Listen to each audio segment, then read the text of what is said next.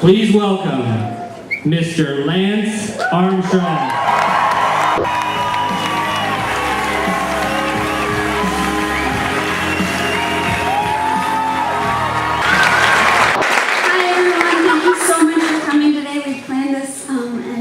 So grateful to have Lance Armstrong here. I'm a 14-year cancer survivor.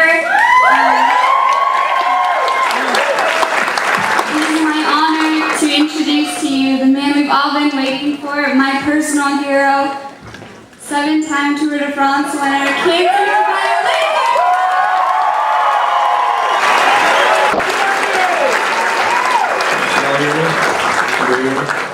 All right, how y'all doing? Sorry we're late. Long day already. Started in Harlem this morning, did a great event with Mayor Bloomberg and Ralph Lauren and Dr. Freeman at the Cancer Center in Harlem. Flew to Columbus, Ohio, did a couple events there. And we're here. Then we get to the end of Las Vegas, so I guess that's a good thing for some people. I personally don't like Las Vegas that much. What happens? Never. 600 of these events around the country in every state in the United States, and we called the other day and we were going to go to DC, but we had just been in DC and we said, well, let's find another place to go on the way to Vegas. And we called Carrie and we said, well, we'll come to your thing. And I heard, I don't believe it, but I heard she started crying. So thank you for letting us stop by. A couple other people I want to point out. See one of the people who I raced with in one of my original teammates in 1992. And one of my personal heroes is a guy standing up here in the front, the winningest cyclist in American history, somebody who has overcome his own health issues. Amazing. Look at this man. Again, one of my heroes, David Spinney.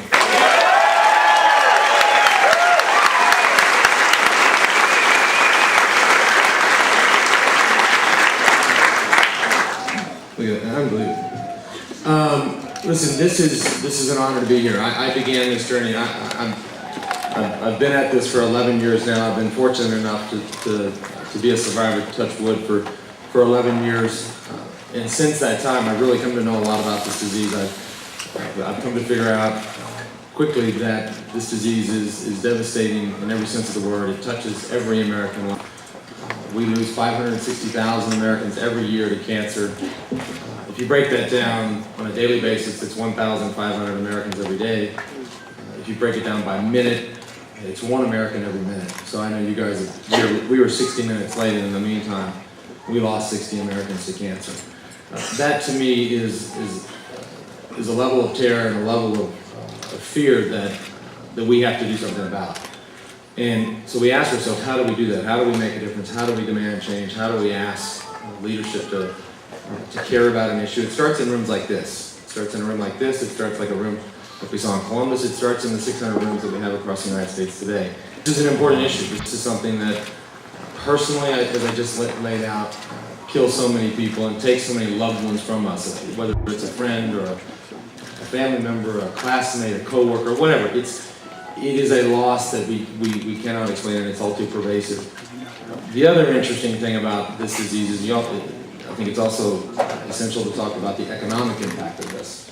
I think right now the economic toll of this disease is in the hundreds of billions of dollars every year. I have an 8-year-old son, and it's projected that by the time he graduates Denver University,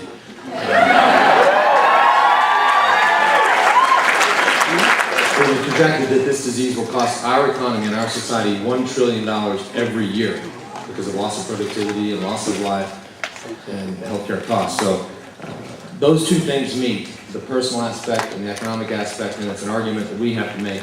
And I think it's an argument especially we have to make as young people. The reason that we're on this campus today is to talk about young people and their ability and their need to vote. The need to get out and discuss these issues, whatever your issue might be. It might be cancer, it might be education, it might be defense, it could be a lot of things, but we have to, we have to be involved in the political process. We have to demand change from our leaders. If you want change, you need to demand change. And something that takes so many American lives, I think, is is certainly worthy, and certainly something that we expect. Keep it in mind, all of the candidates in this race have a history with cancer. Senator John McCain is a cancer survivor himself.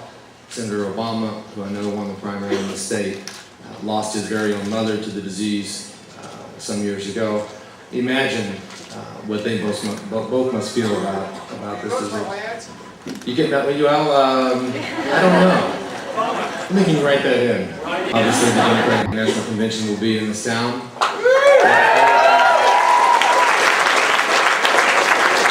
Plenty of chances to be around the candidates, or the candidate, and the delegates. Whatever you need, whatever your issue is, I would encourage you guys to be involved in the process. This is going to be an amazing election cycle. It has already defied all the odds. Look at the characters in this race. I mean, to me, it's almost as if we took the Super Bowl and this phenomenon just kept rolling with television coverage and stats and media coverage. And you have all of these interesting characters involved in the process. And with that comes increased voter turnout and increased voter interest. And I think, as somebody that loves this process, I think it's the most amazing thing that we can have. And I think that obviously the youth vote is critical to a lot of the candidates, to be candid. When I left the hospital in 1996, I was walking out of Indianapolis. I was treated in Indianapolis, so I was walking out of Indiana University Hospital. My doctor told me, somebody's from Indiana. My doctor pulled me aside and he said, "I'd like to talk to you about something." And I said, "Okay, what's going on?" He said, I would like to talk to you about something called the obligation of the cured. And at that point I thought, oh, this is where he's going to sneak me the news that I have been cured. And I got something special or something different than anybody else. And I asked him, "Is this where you tell me that?" And he said, "No, I can't tell you that. You got the same therapy that everybody else got. But we hope that you have been cured. So when you walk out of here, we also hope that you fulfill the obligation of the cured." And that is, you have two choices on how to walk out of this hospital. You can walk out one side as a very private person, somebody that never shares the story of their illness, never shares the story of their diagnosis, what they went through, what it means to them, how it devastated their family, what the side effects were. That's okay. You can be a private person, and for the rest of your life, you are not a cancer survivor in your mind and anybody else's. The other option is to walk out the other side of the hospital, and you walk out, and for the rest of your life, you're a cancer survivor. And whether it's at a bus stop, or sitting next to somebody on an airplane, or whether or not it's winning 7 Tour de France's, or starting the foundation, you tell that story. For as long as you live, you commit to telling that story, that you are a cancer survivor. And I looked at Dr. Nichols and I said, "Listen, I'm not sure that anybody will ever pay attention, but you have a deal. As long as I live, I will make sure that people know that I'm a cancer survivor, and I'll do whatever I can to try and affect change." And so it started a long time ago, and a lot of things happened in the meantime that I didn't think would ever happen. And it's enabled rooms like this to come together, it's enabled movements to come together, and ultimately it will enable change to happen. And so I just encourage you all to somehow find within yourself an obligation of the cured, and find that cause, find that movement, and really get out there and make change happen. So thank you all for having us, and Live Strong 2008.